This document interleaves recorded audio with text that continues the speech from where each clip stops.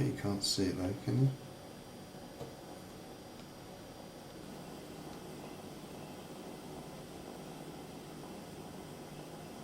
Yes, I can see it.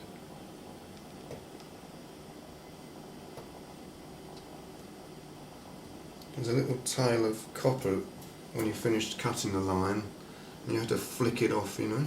Literally at a snail's pace when you cut these lines, you know.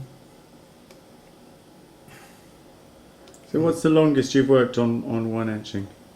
Engraving. Engraving, thank you. Well, that one there is about 3 years. That one. Off and on. I mean, when I say 3 years, it's I'm doing other engravings as well. I'll put it down for a few days and go back to another one, you know. But I'm always thinking, within the 3 years, I'm always thinking about the next stage, what to put in the main plate, as well as when I'm working on the smaller engravings. I think when I was doing that Christ Appears, I was also working on one called St. Francis.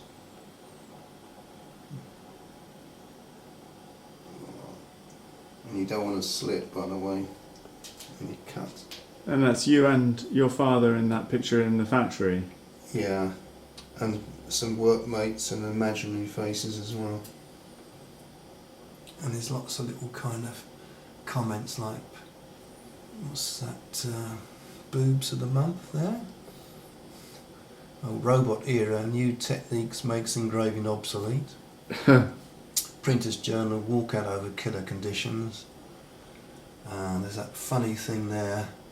It's a first aid box. This box contains fresh air. There wasn't anything in the box. Some of the blokes would go along and stick their heads in that box to get a bit of fresh air, so-called fresh air, because of the extraction fans didn't used to work sometimes in this factory. Really bad. I love the smoke coming out of the chimneys. Bad conditions, you know.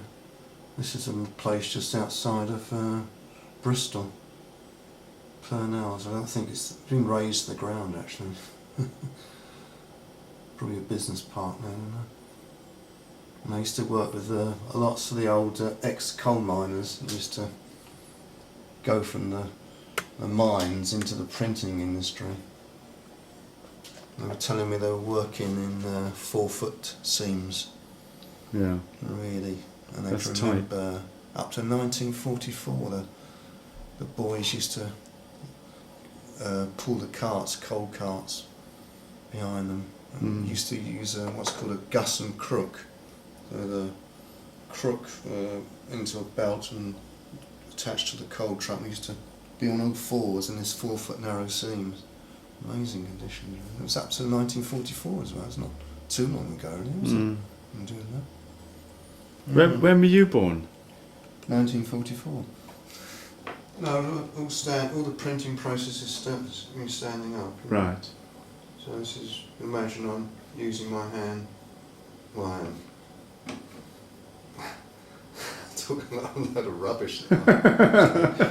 This is crazy. I'll give you a song instead. Oh, what about All For Me Grog? Do you like that, do you? Yeah, no, go on. All for me grog, me jolly, jolly grog. All for me beer and tobacco. For we spent all that tin on the lasses drinking gin. And across the western ocean we must wander. Oh, where are me boots? Me noggin boots, all gone for beer and tobacco, and the heels they all wore out, and the soles are knocked about, and me tide is looking out for better weather. Oh, I feel ill. That's lovely, Brian. I like that. That's all you're gonna get. Oh, the summer times are coming, and the trees are sweetly blooming, and the wild mountain thyme glows around the bloomin' heather. Oh, will ye go, lassie, go? And we'll all go together to the wild mountain thyme, all around the bloomin' heather. Oh, will ye go, lassie, go? If my love she were to go, I would surely find another where the wild mountain thyme glows around the bloomin' heather. Oh, will ye go, lassie, go? And we'll all go together to the wild mountain thyme, all around the bloomin' heather. Oh, will ye go, lassie, go? I was taken on as apprentice engraver, copper plate engraver. Yes. So, it's a 5-year apprenticeship. When you first go there, you have a 3-month probation to see if you're going to, be all right at the job. And during those 3 months, you make the tea, and you're sent on errands across the road to pick up glass hammers, things like that, and boxes of dots. I never took an O level or anything like that. I went straight from school to a factory, printing magazines in letterpress.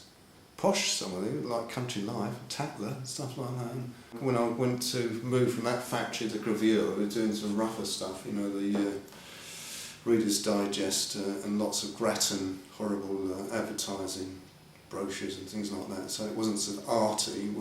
Whereas the early days, when I was into letterpress, you used to get original paintings that came into the factory, and you could go by then and see some really lovely oil paintings.